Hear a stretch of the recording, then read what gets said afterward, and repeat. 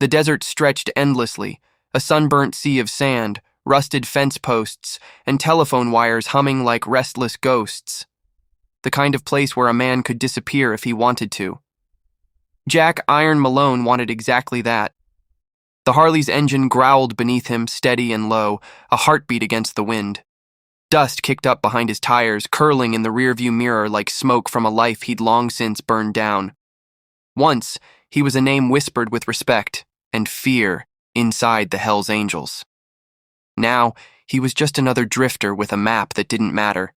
He hadn't spoken to anyone in 2 days, just the road, the radio, and the whisper of regret that never left. The sun bled into the horizon when the first neon sign flickered into view. Redwood Junction Diner. Open 24 hours. He was low on gas and lower on patience. He swung into the cracked parking lot, the Harley's headlight cutting through a haze of moths. Inside, the place was nearly empty. A waitress wiping down a counter, an old jukebox humming something from the 70s, and a girl. She couldn't have been more than 7. Blonde hair tangled from wind, small hands gripping a worn-out teddy bear like it was the last thing keeping her anchored. She sat in a booth, staring out the window. No adult in sight. Jack ordered coffee, black. When the waitress Doris noticed his leather jacket and faded ink, her smile faltered. People in small towns remembered things. Hells Angels patches didn't go unnoticed. "You from around here?" she asked cautiously. He shook his head. "Just passing through." She nodded slowly, but didn't walk away. Her eyes flicked toward the girl in the booth. "That little one came in about an hour ago. Says her name's Lily. Doesn't remember her mom's number. I called the sheriff, but he's an hour out." Jack turned slightly. The girl looked small under the fluorescent light, her legs swinging under the booth seat, eyes glassy with the kind of confusion kids shouldn't know. "She say where she came from?" "Bus stop down by exit 12. Driver said she got off with her mom, but when he pulled out, the woman was gone. No one's seen her since." Doris exhaled. Poor thing's scared out of her mind. Jack's fingers tapped the mug. He told himself not to get involved. Not my business. He'd spent years learning how to stay invisible, help no one, trust no one. But the sound of the little girl's sniffle, that small, broken sound, cut through something hard in him. He stood, walked to her booth. "You okay, kid?" he asked. She looked up. Her eyes were blue and wide, swimming with tears she didn't quite understand. "My mom said she'd be right back. She didn't come back." Jack crouched. "What's your name?" "Lily." "That's a pretty name. I'm Jack." He nodded toward the teddy bear. "What's his?" "Mr. Buttons." Jack smiled faintly. "Good guy to have with you." For a moment, the girl's trembling eased.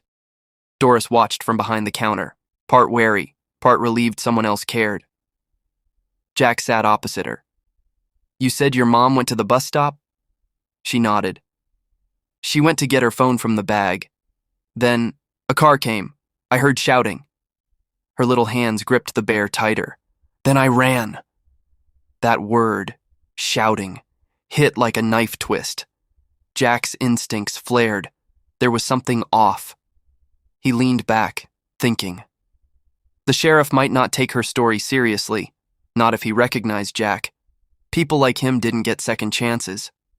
When the bell above the diner door jingled, 2 men in denim jackets walked in, locals. One of them froze when he saw Jack. "Well, I'll be damned," he muttered. "Iron Malone." The name drew attention like a spark in gasoline. Doris stiffened, Jack's jaw clenched. "Not anymore," he said quietly. The man smirked. "Didn't think you'd crawl back here after what happened at the Canyon Run." "Wasn't my fault," Jack said. "Yeah, sure." The man stepped closer. "People like you don't change. You wreck towns, leave bodies, and ride off." The little girl shrank in her seat. Jack's eyes hardened.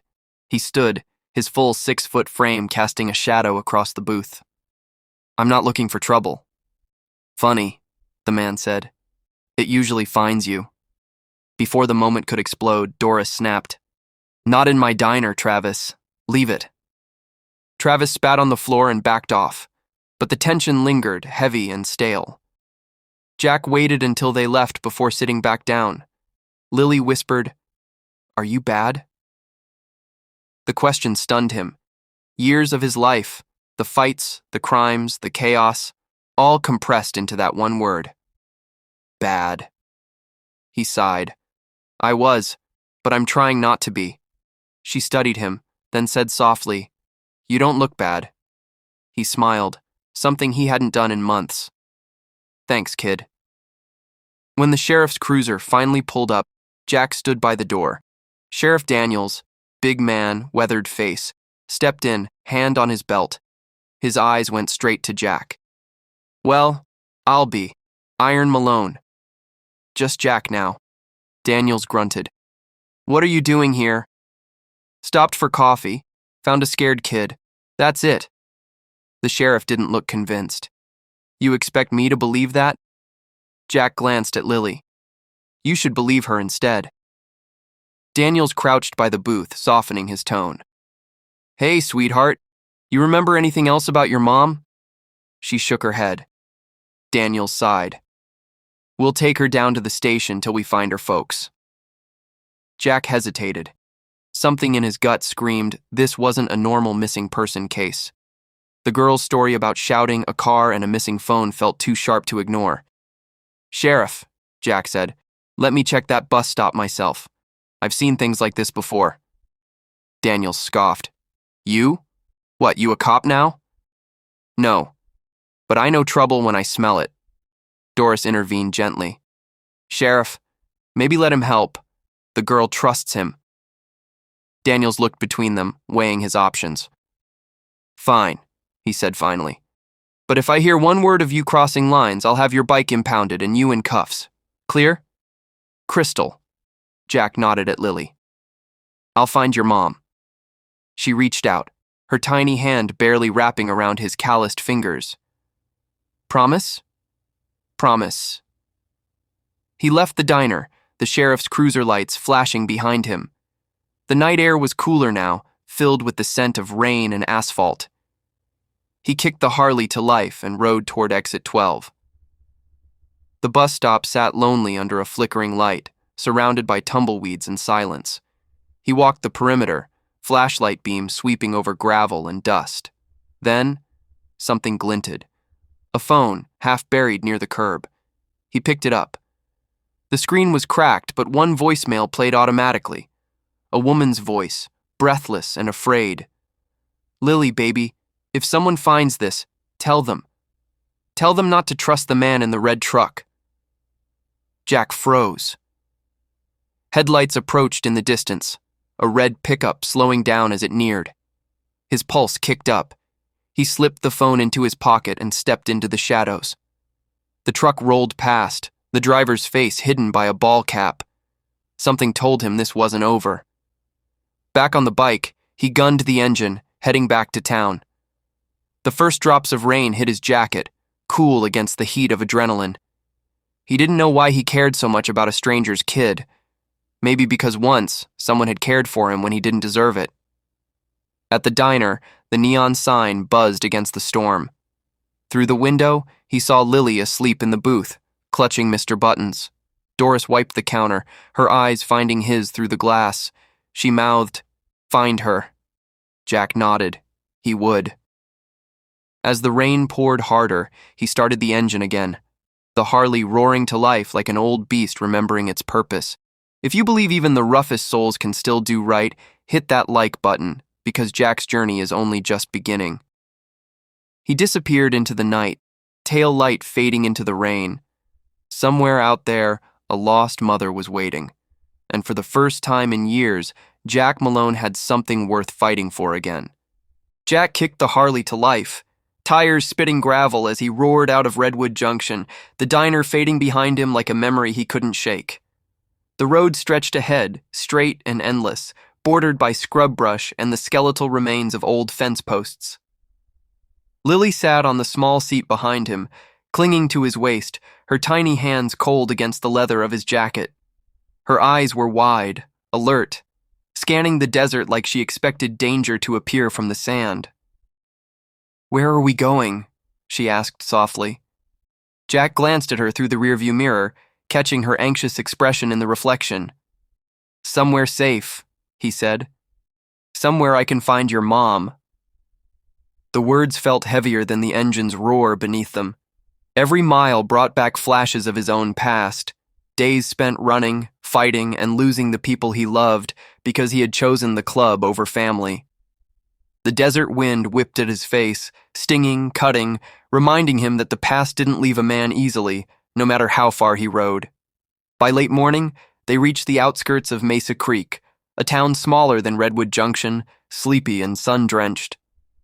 Gas stations lined the main street, their neon signs buzzing faintly in the heat. Jack parked the bike outside a dusty convenience store, letting Lily hop down. She clutched Mr. Buttons tightly, scanning the town nervously. "Stay close," Jack instructed. "Don't talk to strangers." She nodded solemnly, understanding the weight in his voice. Inside the store, Jack asked around subtly, showing a sketch Lily had drawn of her mother. Most shook their heads.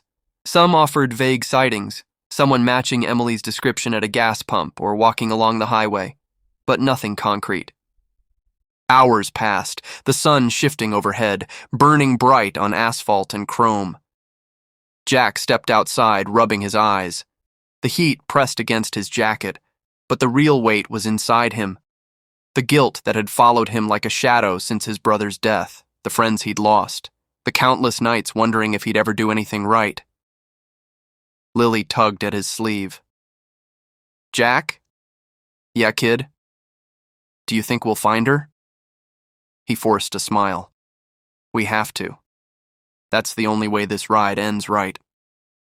They continued, checking bus stops, phone booths, and even abandoned motels where Emily might have taken refuge.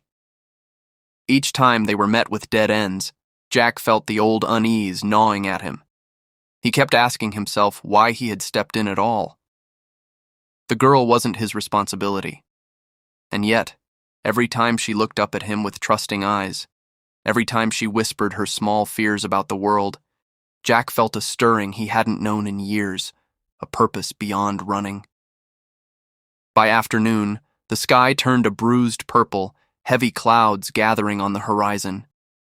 Jack pulled into a small gas station at the edge of town, the kind of place where travelers leave messages on bulletin boards, missing pets, yard sales, or warnings about dangerous roads.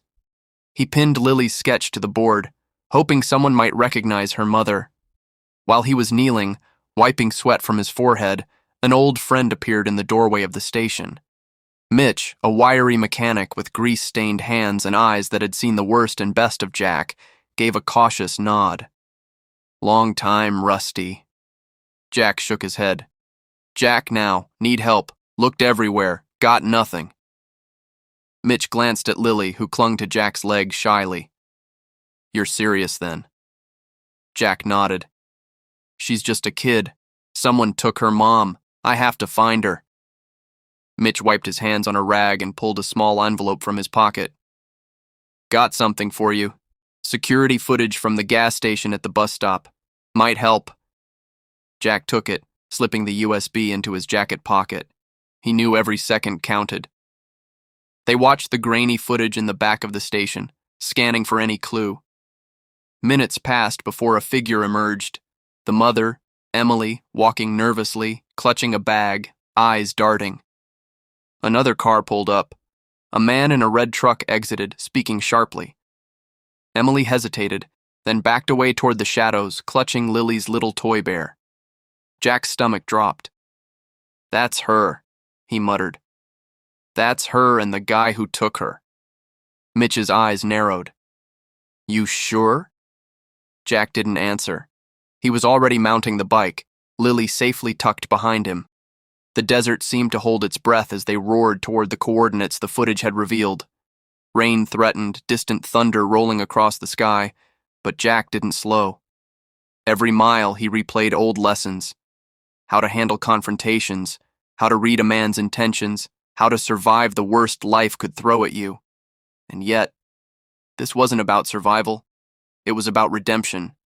Somewhere out there, Emily needed her daughter, and Jack was going to get them back.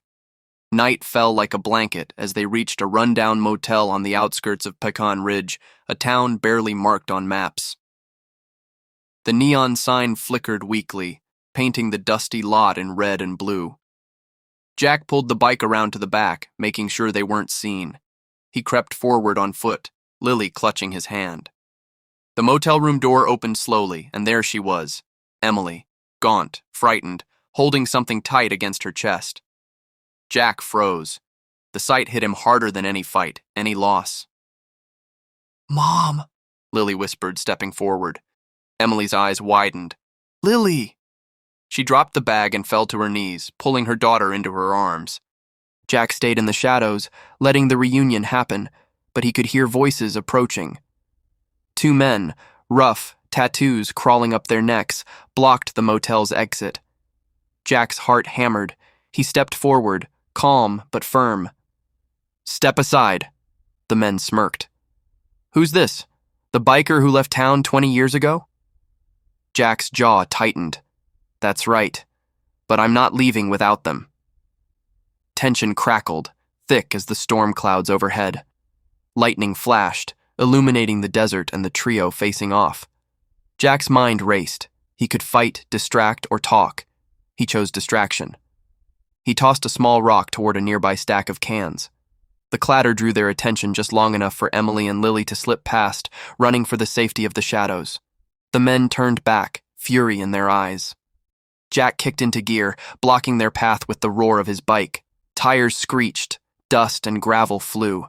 He pushed them back long enough for Mitch, who had been tailing quietly, to jump in from behind, helping corral the attackers. A tense scuffle ensued, but Jack's focus never wavered. He shielded Emily, making sure Lily stayed safe behind him. By the time local deputies arrived, the confrontation was over. The bikers had been subdued, but more importantly, Emily and Lily were reunited. Jack exhaled, the tension leaving his body in a shuddering rush. The storm broke, rain washing over them, cold and cleansing. Emily grabbed Jack's arm. "Thank you. I don't know how to—" Jack waved her off. "No thanks needed. Just take care of her." Lily hugged his waist one last time. "You're the best biker ever." Jack smiled faintly. "Keep Mr. Buttons close, all right?" The deputies eyed him suspiciously. "You didn't get yourself into trouble, did you?" Jack shook his head. "Just doing what's right." As the mother and daughter walked toward the safety of the town, Jack mounted his bike once more. The neon glow of the motel sign reflected on his chrome. He looked out across the desert highway, the wind whipping his hair, the smell of rain mixing with asphalt. Somewhere along the miles he'd ridden, he realized something profound. It wasn't the streets, the fights, or the club that had defined him. It was moments like this. One act, one choice, could ripple farther than any tattoo or reputation, and tonight he had made one. If you've ever wondered whether a hardened soul can still do right, hit that like button and subscribe. Jack's journey proves it's never too late to redeem yourself. Jack rode into the night, headlights cutting through the mist, each mile a promise that the lost could be found, and the broken could still heal. Jack rode through the desert night, tires crunching on gravel, heart pounding with a rhythm older than time. The wind whipped across his face, carrying the scent of rain-soaked earth and the faint tang of gasoline. Somewhere ahead, Emily and Lily waited, and somewhere behind, shadows of his past lingered, watching, judging, threatening. He tightened his grip on the handlebars, feeling the weight of responsibility settle in his chest. Every mile was a beat closer to redemption, every turn a choice between running and standing tall. The rest stop loomed in the distance, dim lights flickering over the cracked asphalt. He slowed, eyes scanning for signs of danger. The small building looked abandoned, but Jack's instincts screamed otherwise. Tire marks and footprints told a story. Someone had been here, and it hadn't been kind. He parked the Harley out of view, checking Lily, whose eyelids were heavy but eyes sharp. "Almost there," he whispered. She nodded, clinging to his jacket. Jack stepped forward, boots crunching on gravel, senses alive. The doorway creaked as he pushed it open, and he saw her, Emily, looking worn but alive, seated on a tattered bench. Relief flooded him, only to be cut short by voices. From the shadows, men emerged, rough, tattooed, older than Jack remembered. The leader stepped forward, voice low and dangerous. "Iron Malone," he said, eyes glinting with recognition. "Never thought I'd see you come back for anyone but yourself." Jack's jaw tightened. He could feel the old anger in the room, the old fear, the challenge. But he was no longer the man they remembered. He stood straight, shoulders squared, eyes steady. "I'm here for them. Let them go." The leader laughed, sharp and bitter. "You're one man. You think that matters?" Jack didn't answer. He scanned the room, noting the placement of crates, the angles, the escape routes. Years of biker life, of running, of reading situations, kicked in. "Stay behind me," he murmured to Emily and Lily. They obeyed, moving quietly to the corner. Jack stepped forward, deliberately drawing attention. The leader's men tensed, weapons half hidden. Jack's voice cut through the air. "I don't want to fight, but I'll do what I must." A tense silence hung, broken only by the distant rumble of thunder. One of the men lunged, slow, deliberate. Jack sidestepped, grabbing a nearby chain and swinging it with precision, clanging it against a metal post to startle them. Emily gasped, Lily clinging tighter, but Jack's movements were controlled, practiced. The distraction worked. One man fell back, giving Emily and Lily enough room to slip toward the exit. The leader snarled, furious, and lunged himself. Jack met him head-on, grappling, trading blows, but never losing focus on the women's safety. Outside, Mitch and two local deputies, who had been tailing silently, burst into view. Guns drawn, voices shouting commands. The leader froze, calculating, before realizing escape was impossible. Jack disengaged just enough to let the law take control. Emily and Lily ran into the deputy's arms, relief washing over every face. The leader and his men were handcuffed, led away, the tension finally broken. Jack stepped back, sweat and rain streaking his face, breathing heavily but alive. Emily ran toward him, eyes wide with gratitude. You saved us." Jack waved her off. "No one's ever really saved by themselves. Just take care of her, all right?" Lily hugged his waist tightly. "Thank you, Jack. Really." Jack smiled faintly, something raw and honest. "Keep Mr. Buttons close." Dawn broke, the first light painting the desert in warm oranges and golds. The town stirred awake, unaware of the night's quiet heroics. Jack watched as mother and daughter disappeared toward the safety of the streets, a sense of peace settling over him. For once, he felt a weight lift, the burden of all those years, the shadows of mistakes, the ghosts that had ridden with him. Somewhere inside, he understood. Redemption wasn't given. It was earned, one choice, one act at a time. Back at Redwood Junction, the diner's neon flickered to life. Doris hung a note on the door. "For the man who cared." Jack's eyes lingered on it, a small smile tugging at his lips. Somewhere beyond the horizon, life continued, ordinary yet miraculous, and Jack rode on, knowing he had done something that mattered. If this story reminded you that even the roughest roads can lead to redemption, subscribe and hit that bell, because the next story could restore your faith in humanity, just like this one did. Jack revved the Harley once more, engine roaring in harmony with the wind. The open road stretched endlessly, a promise that even broken men and lost children could find their way, and that kindness, unexpected, quiet, and courageous, could ripple farther than anyone imagined.